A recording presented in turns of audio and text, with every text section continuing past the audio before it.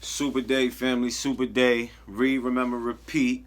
Read, remember, repeat. I had to say it again. You know what I mean? Let's do it. Let's do it like that. Think and Grow Rich, man.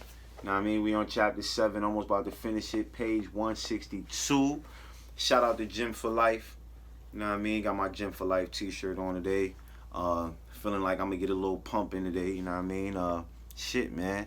Let's get into it, man. Let's get... It's what you all been waiting for. Nah, but shit, I hope y'all was waiting for it. Let's go. Boom. The wages of sin is death. Many have read this in the Bible, but few have discovered its meaning. Now, and for several years, the entire world has been listening by force to a sermon which might well be called "Whatsoever a man soweth, that shall he also reap." Nothing is widespread and effective as the depression could possibly be, just as a coincidence. Behind the depression was a cause. Nothing ever happens without a cause. In the main, the cause of the depression is traceable directly to the worldwide habit of trying to reap without sowing. This should not be mistaken to mean that the depression represents a crop which the world is being forced to reap without having sown. The trouble is that the world sowed the wrong sort of seed. Any farmer knows he cannot sow the seed of thistles and reap a harvest of grain.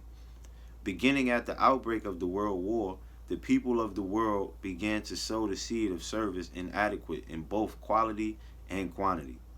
Nearly everyone was engaged in the pastime of trying to get without giving. These illustrations are brought to the attention of those who have personal services to market to show that we are where we are and what we are because of our own conduct. If there is a principle of cause and effect which controls business, finance, and transportation, this same principle controls individuals and determines their economic status. What is your QQS rating? The causes of success in marketing services effectively and permanently have been clearly described. Unless those causes are studied, analyzed, understood, and applied, no man can market his services effectively and permanently. Every person must be his own salesman of personal services. The quality and the quantity of service rendered and the spirit in which it is rendered determine to a large extent the price and the duration of employment. To market personal services effectively, which means a permanent market, at satisfactory price under pleasant conditions, one must adopt and follow the QQS formula, which means that quality plus quantity plus the proper spirit of cooperation equals perfect salesmanship of service. Remember, the QQS formula, but do more, apply it as a habit. Let us analyze the formula to make sure we understand exactly what it means. Quality of service shall be construed to mean the performance of every detail in connection with your position in the most efficient manner possible, with the object of greater efficiency always in mind. 2. Quantity. Quantity of service shall be understood to mean the habit of rendering all the service of which you are capable at all times with the purpose of increasing the amount of service rendered as greater skill is developed through practice and experience. Emphasis is again placed on the word habit. Spirit. Spirit of service shall be construed to mean the habit of agreeable, harmonious conduct which will induce cooperation from associates and fellow employees. Adequacy of quality and quantity of service is not sufficient to maintain a permanent market for your services.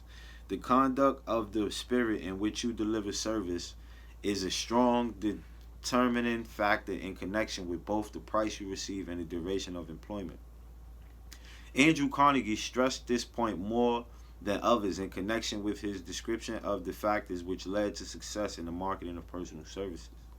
He emphasized again and again the necessity for harmonious conduct.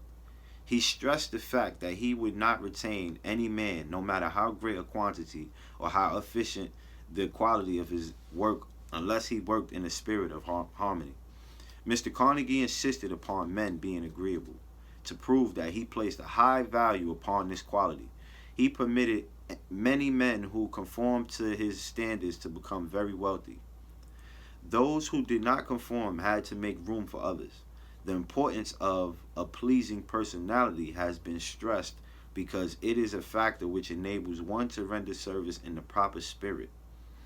If one has a personality which pleases and renders service in the spirit of harmony, these assets often make up for deficiencies in both the quality and the quantity of service one renders.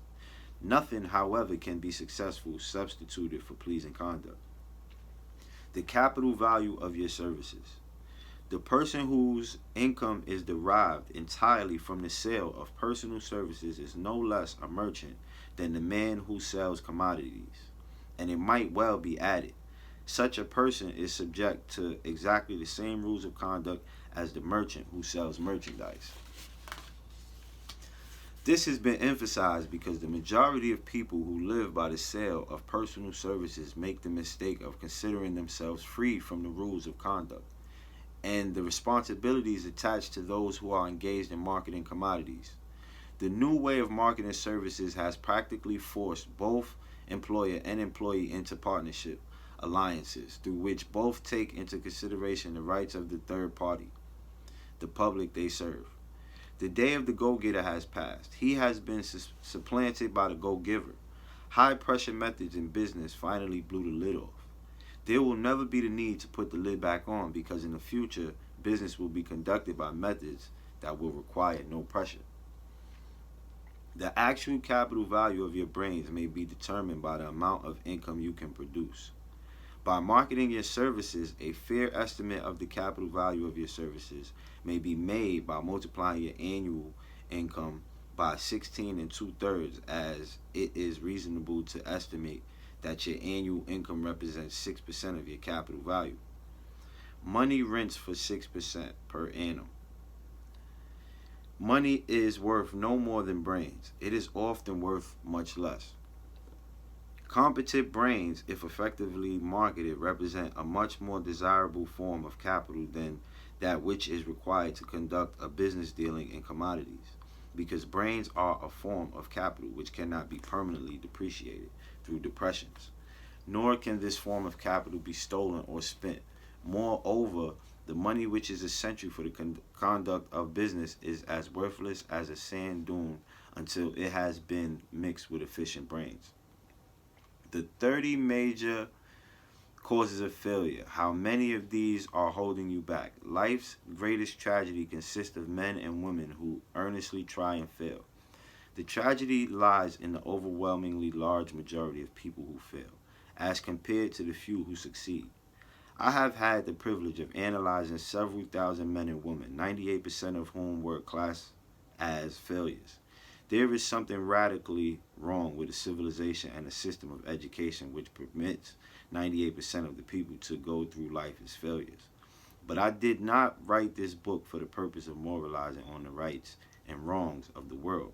That would require a book 100 times the size of this one. My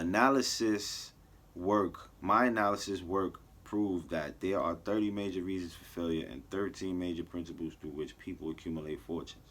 In this chapter, a description of the 30 major causes of failure will be given as you go over the list. Check your list by it, point by point, for the purpose of discovering how many of these causes of failure stand between you and success. Alright, we're going to stop that off there. I'm excited, but we're going to start that off there, because this has a point system, point by point, 1 through 31. So you already know, man. It's much love to y'all, man. Shout out to Jim for Life again. CP, I see you. You know what I mean? Read, remember, repeat, man. Let's share this thing, man. Let's get it going, man. More awareness for the culture. Yeah, boy.